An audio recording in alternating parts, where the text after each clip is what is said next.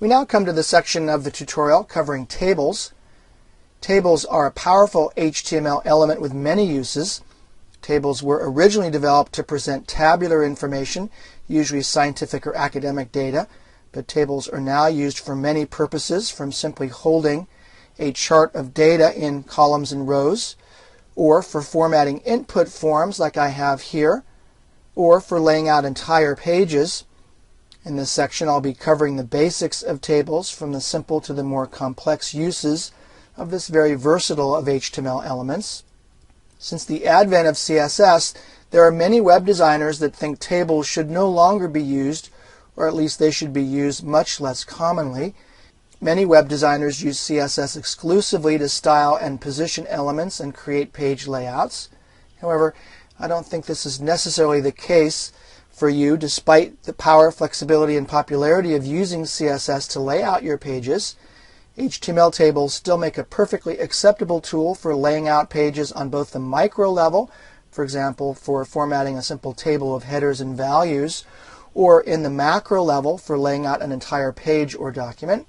I would argue that arguments can be made for both technologies, but the debate is still very much alive. For example, try Googling HTML table layouts versus CSS layouts, and you'll find quite a robust running argument on this topic.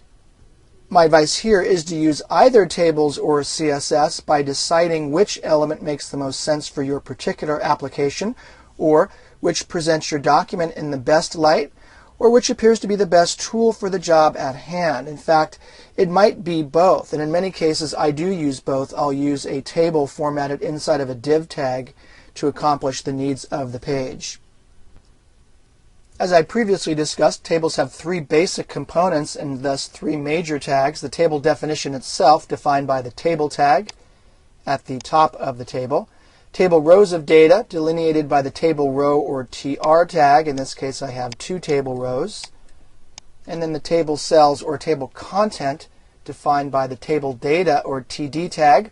A data cell can contain text, images, lists, paragraphs, forms, horizontal rules, tables, just about anything that you'll need on your page.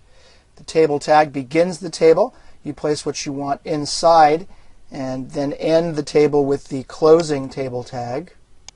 To begin adding contents to your table, you'll need TR and TD tags. The TR again stands for table row, TD for table data, which is what you'll place after the TD tag. Notice that I have some text content as the table data in my rows here. This two-row table here will render like this in Firefox. This is my table. Here is another row. When using tables to lay out page elements, you'll typically leave off the borders, but when organizing tabular data, like this one here with my text content, you'll typically include the borders with the border attribute, border equals, and then in quotation marks, the thickness in pixels of the border. Let's go ahead and save this. And refreshing my Firefox browser, notice that I have 2 pixel wide borders there. Let's go ahead and show you. More typically, you'll use just 1 pixel border. Looks like that, a little bit less thick. But notice the table itself fills the entire width of its container. In this case, it's the browser. This could be a div tag or another table. You can nest tables inside of other tables.